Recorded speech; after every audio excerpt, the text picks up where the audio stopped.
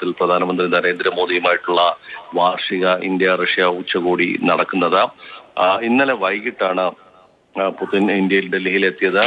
ഡൽഹിയിലെത്തിയപ്പോൾ തന്നെ പുതിനെ സ്വീകരിക്കാൻ പ്രധാനമന്ത്രി നരേന്ദ്രമോദി നേരിട്ട് വിമാനത്താവളത്തിൽ എത്തുകയാണ്. പ്രോട്ടോകോൾ മറികടന്നുകൊണ്ടാണ് പ്രധാനമന്ത്രി പുടിനെ സ്വീകരിച്ചത്. അത് കഴിഞ്ഞ ലോക് കല്യാൺ മാർഗിലെ 7-ാം നമ്പർ വസതിയിൽ പ്രധാനമന്ത്രി പുടിന് വേണ്ടി ഒരു അത്താഴ വിരുന്ന് ഒരുക്കി. ഒരു പ്രൈവറ്റ് ഡിന്നർ ആയിരുന്നു ഒരുക്കിയത്.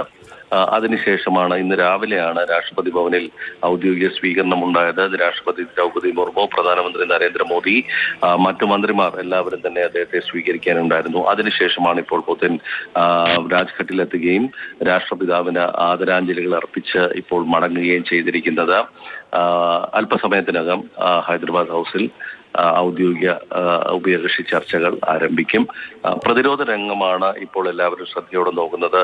S-400 മിസൈലുകൾ 5 പ്രതിരോധ സംവിധാനങ്ങൾ കൂടി വാങ്ങാനുള്ള ഒരു നിർദ്ദേശം ഇപ്പോൾ സർക്കാരിന് മുന്നിലുണ്ട്. അക്കാര്യത്തിൽ തീരുമാനമാകും.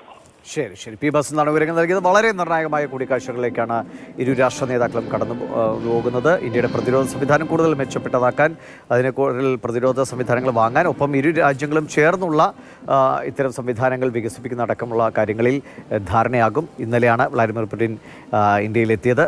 അദ്ദേഹത്തിൻ്റെ സന്ദർശനത്തോടനുബന്ധിച്ചാണ് സാധാരണഗതിയിൽ ഡിസംബർ 4 നടക്കുന്ന നാവികദിനാഘോഷം 3-ലേക്ക് തിരുവനന്തപുരത്ത് നടന്ന നാവികാഭ്യാസം 3-ാം തീയതിയിലേക്ക് മാറ്റിയത്. രാഷ്ട്രപതി ദ്രൗപദി മുർമുനും അദ്ദേഹവുമായി കൂടിക്കാഴ്ചയ്ക്കുള്ളതുകൊണ്ടാണ് അങ്ങനെ ഒരു മാറ്റം ആ തീയതിയിൽ സംഭവിച്ചത്. ഇന്നലെ പുടിനെത്തി വലിയ ഗംഭീരമായ സ്വീകരണം നൽകി. ഇന്നും തുടർന്നുള്ള നടപടികൾ മുന്നോട്ട് പോകുന്നു. അല്പസമയങ്ങൾക്കകം ഇരു രാഷ്ട്ര നേതാക്കൾ തമ്മിലുള്ള കൂടിക്കാഴ്ചകൾ ആരംഭിക്കുകയും ചെയ്യും.